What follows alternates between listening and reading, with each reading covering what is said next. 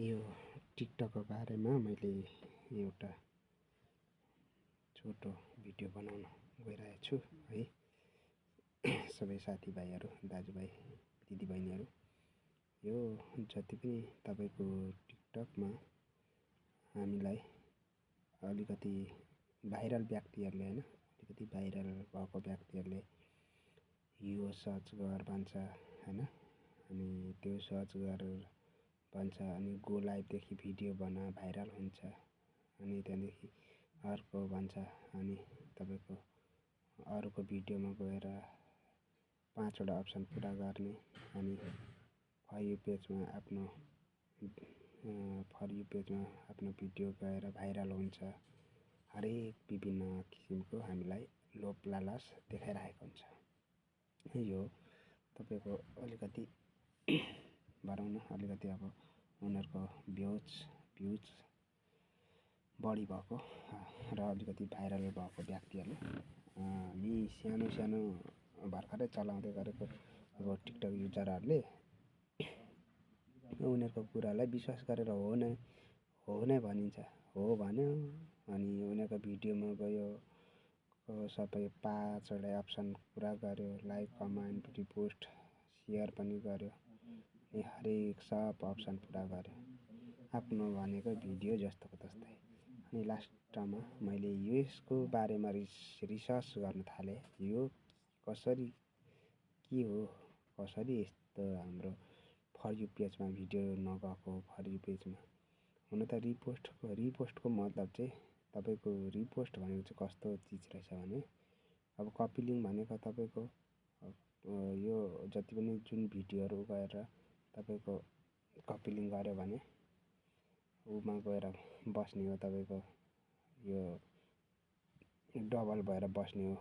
अनि रिपोस्ट भनेको चाहिँ अब रिपोस्टको चाहिँ के रहेछ भने चाहिँ तपाईको मसँग एक्जाम्पल, मसँग 2000 साथी फ्रेन्ड छ र तपाईसँग 3000 साथी फ्रेन्ड छ र अर्कोसँग 1500, 1000, त्यस्तै अब हाम्रो कम्तीमा पनि साथीहरू त भइ नै हाल्छ, हाम्रो फलोवर्सहरू त हैन।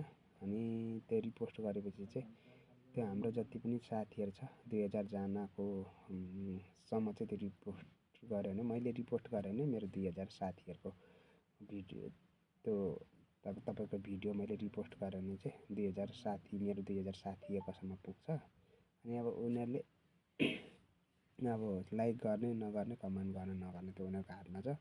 र अर्को कुरो, हामीले भिडियो हेर्दा चाहिँ अलिकति फुल वाच चाहिँ गर्नै पर्ने रहेछ, किनभने फुल वाच गऱ्यो भने टिकटकले हामीलाई, फुल वाच गर्दा चाहिँ अलिकति टिकटकले हामीले त्यो के हुन्छ भने, हामी 4-5 जनाले फुल वाच गरेर त्यसरी एकजनाको भिडियो हेऱ्यो भने चाहिँ के हुँदो रहेछ भने, अलिकति टिकटकले यसमा के रहेछ भनेर टिकटकले पनि गहिरिएर अनुसन्धान गरेर अलिकति अब टिकटकले पनि फेरि अरू ठाउँ, अरू साथीहरू अरू भएकोमा चाहिँ पुर्याउने चाहिँ काम गर्दो रहेछ हैन। त्यो चाहिँ सही कुरा हो, रिपोस्टको पनि सही नै हो, तर त्यो गो लाइभदेखि भिडियो बनाउने, अनि त्यो 5 वटा अप्सन पुरा गरेर त्यो भाइरल हुने हैन। भाइरल हुनुको लागि हामीले के गर्नुपर्छ भनेपछि एकदम कन्टेन्ट भनेको एकदम कन्टेन्ट भन्नुको मतलब मैले बनाएको भिडियो तपाईलाई मन पर्नु पर्यो र मैले बोलेको कुराहरू तपाईलाई मन पर्नु पर्यो र अरूलाई मन पर्नु पर्यो। अनि अब त्यो लाइक गर्ने नगर्ने उनीहरूको ठाउँमा छ हैन। भिडियो मन परेपछि त जसले पनि लाइक त गरि नै हाल्छ, कमेन्ट गर्ने नगर्ने उनीहरूको विचार हो।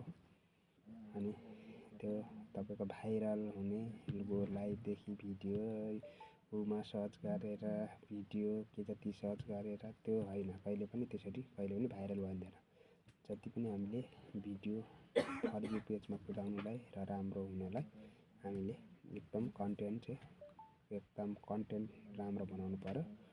कन्टेन्ट भन्नुको मतलब तपाईहरुलाई मनपर्ने भिडियो, मलाई मनपर्ने भिडियो चाहिँ तपाईले बनाउनु पर्यो र तपाईहरुलाई मनपर्ने भिडियो चाहिँ मैले बनाउनु पर्यो। तपाईहरुले लाइक गर्ने हो, कमेन्ट गर्ने हो। त्यही भएपछि चाहिँ हाम्रो लाइक, भ्युज र फर यु पेजमा र भाइरल हुने चाहिँ त्यसरी हो। तर त्यो अरू त्यो ठुल्ठुलो युजरहरूको कुरा सुनेर तिनीहरूको पछि लाग्ने काम चाहिँ नगर्नु साथीहरू।